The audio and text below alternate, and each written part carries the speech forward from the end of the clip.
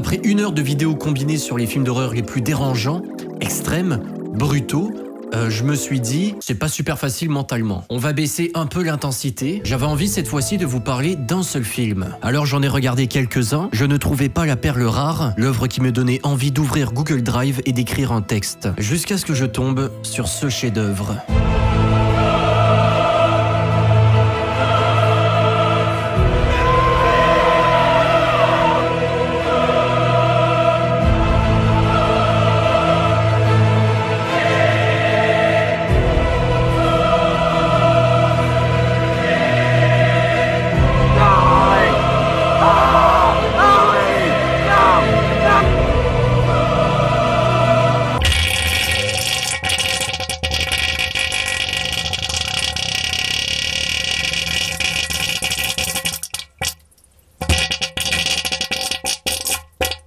Êtes-vous familier avec l'autocorrecteur? Celui qui déforme complètement tes textes. Il peut te transformer Bonjour, ça va? en un. L'après-régime n'est pas quelque chose de sain.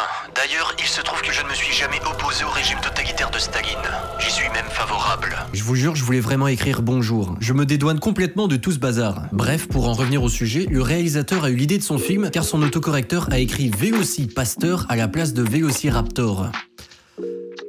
C'est incroyable. Après, il s'est dit, putain, super idée de film. Après le décès de ses parents, un jeune prêtre se rend en Chine. Il hérite d'un pouvoir qui le rend capable de se transformer en dinosaure. Horrifié par cette faculté, l'homme d'église veut à tout prix s'en débarrasser. Une prostituée le convainc cependant à utiliser cette force afin de combattre le crime et les ninjas. C'est le résumé de ce film, de Vélocipasteur. Et d'après moi, le visionnage risque d'être très divertissant.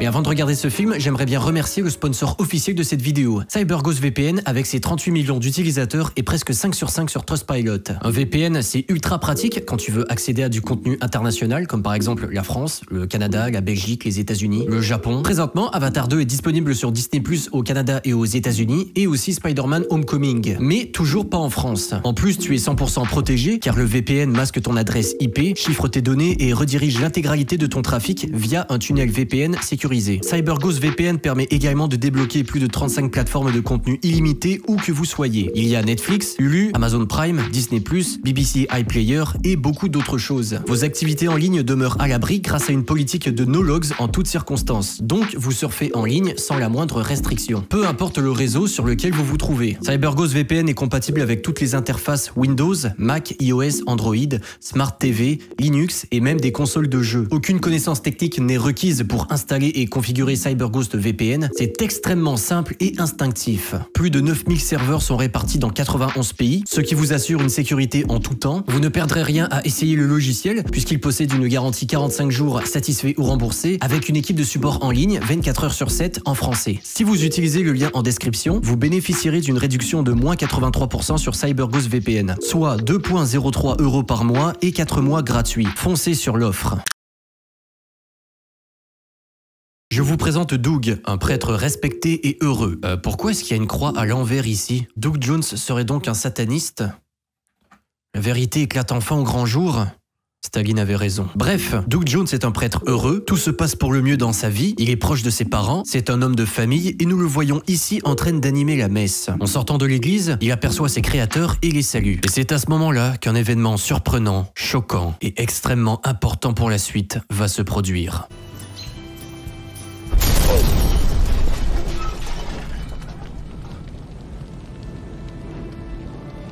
Effets spéciaux, voiture en feu. Ah ouais, c'est parce qu'en fait ils avaient pas le budget pour créer ce plan, alors ils en ont fait une vanne. En gros, pour ceux qui n'ont pas compris, ce film est une gigantesque blague. Après cet incident, Doug se plaint dans son église, remet en cause ses croyances, ses principes, ses valeurs. Il est consolé par Per Stewart, son ami de toujours. Per Stewart est selon moi le meilleur personnage de ce film. Charismatique, empathique, vétéran. Cet homme a tout pour lui, il ne l'a pas eu facile. Mais nous allons voir ça plus tard. J'aimerais également qu'on prenne 2 secondes pour analyser les dialogues de cette scène qui sont complètement lunaire. Tes parents sont morts, Doug. C'est ce que les parents font. Ils meurent. Ils sont dans un meilleur endroit. Amen. Je ne sais plus ce que je dois croire dorénavant. Pourquoi Dieu l'a fait? Dieu a un plan pour nous. Tiens, bois du vin. Tu devrais partir en voyage, dans un endroit où Dieu ne va pas te suivre. Et s'il te suit, c'est qu'il est avec toi. What the fuck? Un endroit où Dieu ne va pas me suivre? Bonne idée. Je pars donc en Chine! Je sais pas pourquoi en Chine. S'il y a des Chinois qui regardent la vidéo, c'est pas cool. Hein. Doug se promène dans la journée en Chine et aperçoit une femme se faire tirer dessus par un homme avec un arc à flèche. Avant de rendre l'âme, la femme chinoise donne une corne à Doug et l'implore de la détruire. Avant d'avoir pu faire quoi que ce soit, Doug est piégé par l'homme à l'arc à flèche. Et il se coupe avec la corne en reculant. Arthur, tu regardes quoi là? Je sais pas trop, mec. Après cette blessure, Doug se réveille à l'église, aux côtés du beau gosse Père Stewart. Tout ceci n'était qu'un rêve. Pas vraiment en fait. Il est allé en Chine, il s'est bien fait couper par une corne, mais il rêve de ce moment-là.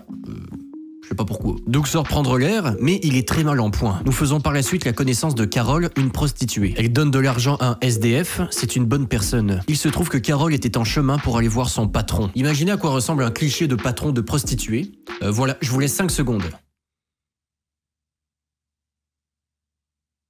C'est la bonne réponse. Je vous présente Frankie Mermaid, un caïd hors norme. Il fait du mal par pur plaisir et violente les femmes. C'est vraiment quelqu'un de mauvais. En gros, cette rencontre ne sert à rien, mis à part nous présenter Frankie, qui a un rire extrêmement démoniaque.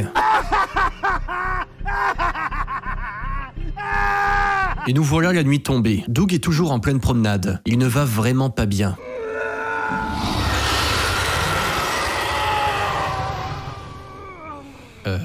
Calme-toi, Doug. Au même moment, Carol est en train de travailler dans les lieux et elle se fait agresser par un dangereux brigand. Tout d'un coup, une force imposante et inconnue attaque le malfrat et lui dévore les jambes. Après s'être fait manger le bas du corps, le bandit marche. What the fuck? Il est tellement apeuré qu'il tire avec son arme à direction de la bête monstrueuse. Il est tellement apeuré qu'il tire avec son arme en direction de la bête monstrueuse. Son arme ne tire pas du tout. Nous apercevons alors le monstre, recrachant les jambes du bandit debout sur ses 2 jambes. C'est un dinosaure! Putain, c'est n'importe quoi. L'énorme jouet en forme de dinosaure termine le travail et élimine pour de bon cette rapace. Ce début de film est un chef-d'œuvre. Doug se réveille en panique, dans son lit. Était-ce encore un cauchemar? Il ne s'est pas vraiment transformé en dinosaure pour manger un gars. Et c'est à ce moment que Carol arrive en robe de chambre. Ce n'était pas un rêve en fin de compte. Elle lui dit que la nuit dernière était incroyable. S'ensuit une conversation un peu quiproquo où le prêtre pense avoir effectué le coït avec Carol. Et vu qu'il est prêtre, en fait, il y a vœu de chasteté et tout, donc il a pas le droit. Mais en fait, elle trouvait ça incroyable qu'il se soit changé en dinosaure pour bouffer un mec. Pourquoi pas? Mais Doug ne la croit pas. Il ne croit pas s'être transformé en dinosaure. Elle l'amène alors dans une forêt qui ressemble drôlement à la Chine, plutôt dans le film. Elle lui montre ensuite la dépouille du brigand de la veille. Tout est clair. Doug le prêtre a la capacité de se transformer en dinosaure. Carol s'empresse alors d'essayer de convaincre Doug d'utiliser ses pouvoirs pour tuer les méchants, les criminels, les bandits. Doug est un prêtre et prône la liberté. Il ne veut pas utiliser ses capacités pour tuer. Il ne veut pas les utiliser tout court. Il la quitte. Je sais pas pourquoi est-ce qu'il court aussi intensément. Et il retourne dans son église prêcher la bonne foi.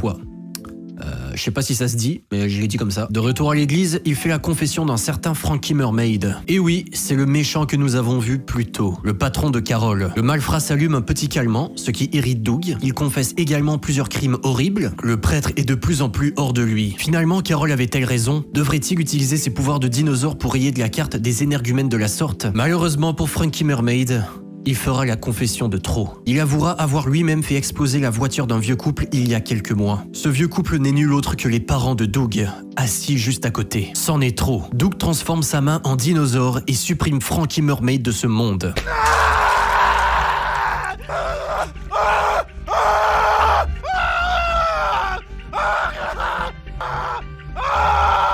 On a compris, ça fait mal. Directement après ça, il va annoncer la nouvelle à Carol. Il va éliminer les bandits de cette planète. Et s'ensuit un montage dynamique et épique où Doug se rapproche de Carol, fait du sport, beaucoup de sport, mange des gens et continue sa vie de prêtre. À ce moment-là du film, Doug n'en a littéralement plus rien à faire de ses valeurs d'église. Je ne sais pas pourquoi. Déjà, il tue et il se rapproche de Carol et plus si affinité. Nous sommes en Chine, un maître ninja s'inquiète. Pourquoi les affaires ont-elles cessé? Des affaires de drogue, évidemment. Rassurez-vous, vous n'avez rien manqué. C'est encore le même film.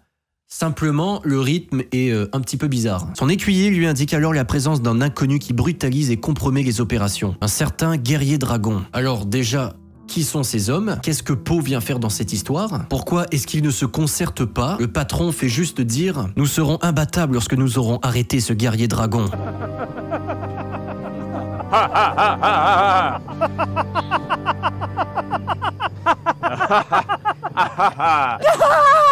Le guerrier dragon c'est Doug, mais eux en fait ils en ont aucune idée. Nous sommes de retour aux États-Unis. Le père Stewart regarde suspectement Doug et Carol. Il va voir Doug pour lui parler de cette femme. Selon lui, Doug est différent. Il ne comprend pas ce qu'il se passe dans sa tête, alors il le lui demande. Et Doug avoue tout.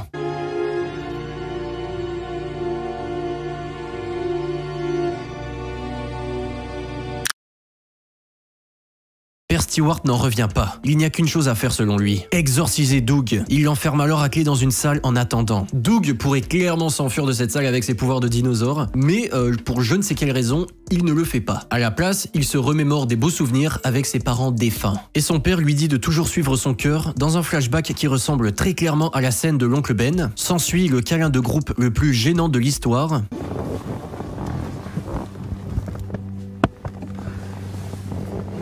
Et nous voilà pour l'exorcisme. Voici Père Jones, le prêtre le plus satanique de l'église Game. Lorsque Doug explique son histoire au Père Jones, Père Stewart se remémore sa vie passée. Pour aucune raison, Stewart est à la guerre, dans un pays qui ressemble étrangement à la Chine. Avec son partenaire, ils comptent leurs amis morts au combat. Lors d'un moment de pause, Stewart montre une photo de sa femme à son ami, lui disant qu'après la guerre, il va fonder une famille avec elle. Son ami Ali commence alors un discours inspirant. Il lui dit de garder le sourire, comme lui. Ollie! What the fuck? Ollie! Ollie! No! No, Ollie! Mais mets-toi à couvert, Père Stewart, c'est une embuscade.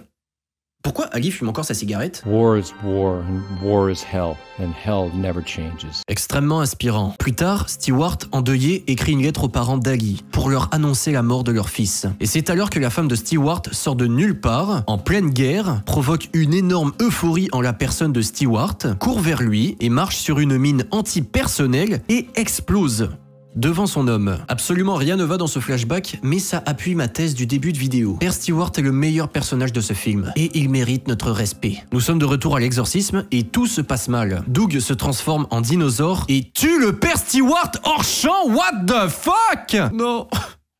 Père Stewart. Putain. On a vécu des beaux moments ensemble. Tu ne mérites pas ce qui t'est arrivé, Père Stewart. T'aurais mérité de vivre ta vie avec ta femme. Et d'ailleurs, je sais même pas pourquoi t'es pas mort non plus dans cette embuscade. Tu t'es même pas bien couvert, merde. Je t'aime, Père Stewart. War is war, and war is hell, and hell never changes. Après, Doug s'enfuit. Au revoir, Père Jones. Il va ensuite retrouver Carol chez elle et ils passent une nuit muy caliente. Ils se font attaquer le lendemain matin par des ninjas et grâce à des techniques de karaté qui sortent de nulle part, Doug et Carol les mettent tous KO. C'est beau l'amour. Doug et Carol décident d'aller en Chine pour en terminer avec tout ça. Ils vont éliminer les ninjas et le patron maléfique. D'ailleurs, Père Stewart en fait n'était pas mort. Il s'est fait capturer je ne sais comment par les ninjas, mais ça n'a servi à rien puisqu'il s'est fait planter 5 minutes plus tard. Mais vous n'êtes pas au bout de vos surprises. À son arrivée chez les ninjas, nous nous rendons compte que l'écuyer du patron méchant est en fait le frère de Doug. Vous ne l'avez pas vu venir celle-là. Moi non plus. Son frère est devenu un méchant ninja car ses parents ne l'aimaient pas et préféraient Doug. Et s'ensuit un combat final intense, fraternel. Carol est une dure à cuire et Doug ne l'a pas facile. Et avec des pouvoirs télékinésiques, Doug prend une épée et tue son frère, tandis que Carol est un PNJ et après il est heureux. Je pense que Doug en avait vraiment rien à foutre de son frère. C'est alors qu'un ninja boss final sort d'une tente et assène un violent coup d'épée à Carol qui n'a absolument rien fait pour se défendre. Et d'ailleurs, j'en profite pour dire que Doug peut se transformer en dinosaure. Pourquoi ne l'a-t-il toujours pas fait? Carol rend son dernier souffle dans les bras de Doug. C'en est trop. Il est énervé. Il se transforme en dinosaure. Et nous avons le premier plan complet du film du dinosaure. Et je comprends pourquoi, parce que c'est vraiment moche. Il tue tous les ninjas et arrache la tête du patron méchant. La scène finale se déroule dans un hôpital. Carol est finalement vivante. Tant mieux. Le film se termine sur le couple, décidé à faire régner la justice dans le monde entier. Fin. C'était long, divertissant, compliqué et surtout imparfait. Mais malgré tous ses défauts techniques, c'est un film qui nous aura fait rire, pleurer, qui nous aura présenté des personnages attachants et charismatiques, nous aura marqué de par sa morale, son histoire loufoque et son envie. Je me rappellerai de ce film comme je me rappelle d'un vieil ami. Drôle, bienveillant, chaleureux, qui nous console lorsque nous sommes tristes, lorsque notre partenaire de vie prend un chemin différent. Mais après tout, on l'aimera toujours, ce vieil ami. Mes amis, je vous pose la question. Va-t-il y avoir une suite à The Velocipaster? Putain, j'espère vraiment pas.